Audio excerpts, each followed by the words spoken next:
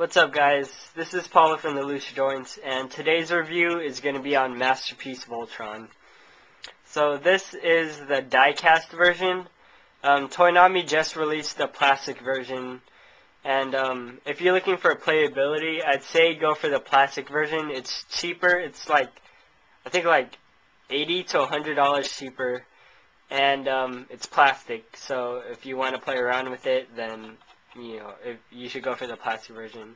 The die-cast one is more of a display piece, and it does have some flaws, but we'll talk about that later. Alright, so let's get on to the lines. So we'll do them two at a time. We'll do the two little ones, the two big ones, and then we'll do black line. So I'm doing this because these are all the same, or they're all basically on this, built from the same mold. So here's the red line. The body is die cast, and the head and the feet are all plastic, and the tail's plastic too. They put a lot of attention to detail when it comes to these lines. Like, they're all basically the same line, but they all have different features to separate them from one another. So this one kind of has like more of a square look to it, and this forms his, I think, the right arm. Yeah, this is the right arm of the line. And as you can tell, the head is kind of loose. And that might have been because of the way I posed it, but it could be because of something else, like quality control. But kind of loose, but nothing to complain about if you're just putting it on your shelf. The mouth opens and closes, and the legs are ratcheted, which is really nice. And the tail will go in and out, but then the reason why it does is for the transformation. And same with the green line. The green line is basically the same thing. Body's die cast, the head's plastic, and so are the legs. Has a 3 on there, and the body goes like this. Same thing with the red line. It does that too. Good figures. So let's move on to the next lines, which are the blue and yellow line. These ones are more heavier due to them being bigger and having more die cast. So same thing with these lines as the smaller lines. The body is die cast, and the feet are plastic, and the head's plastic too. Mouth opens and closes. Like I said before, great detail, really nice, really shiny finish. They did a great job with the paint. So let's get on to the yellow line. Same thing.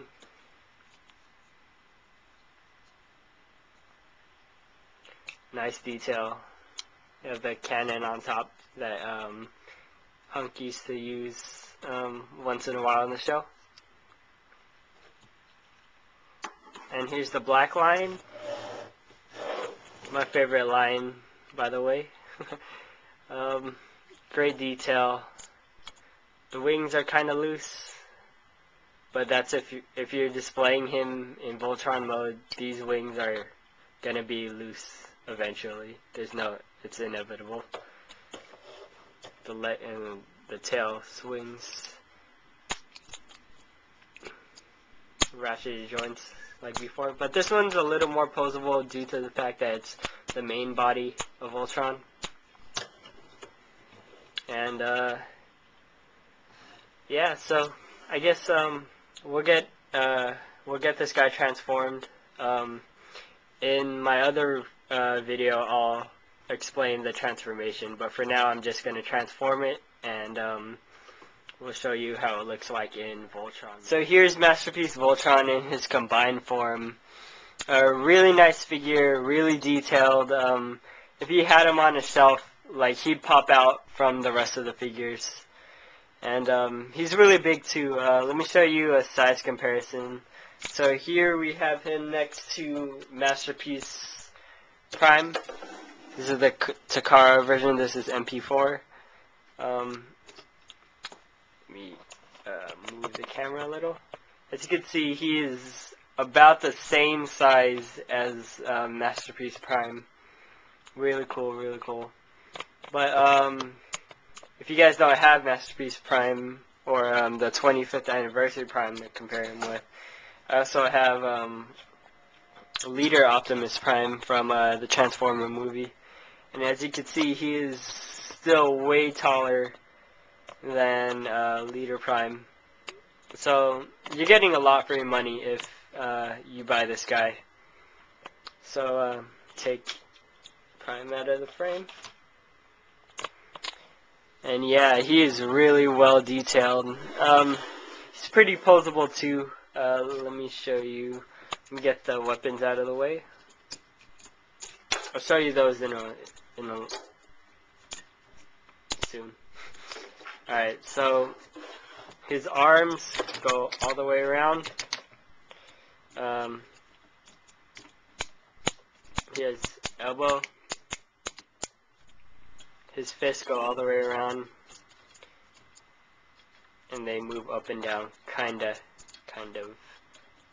And his hands do open up due to the lines. His legs, they bend a little. His feet actually pivot too, which is pretty cool. That's also due to the lines, but it also moves like that due to the transformation. Very posable figure. I like it. And also the head goes up, down. The head has a lot of posability. It goes down, up, side to side, and can go 360 as well. The face is really detailed too, if you could see that. Really nice face. The downsides with this figure are the legs and the hand. The right hand is loose, like I said about the lines before.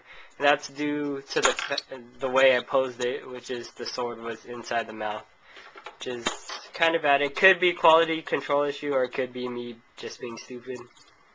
I'll show you what you can do with the hand. So when you open it up, there's a little circle inside of it right there.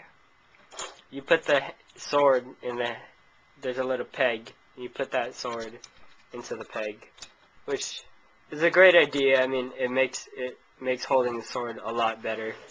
But like I said before, it's kind of loose, so you only pose it in one way, and that's it. Same with the sword, the shield. The shield has a little peg right there, and you put that into the line hand, like so.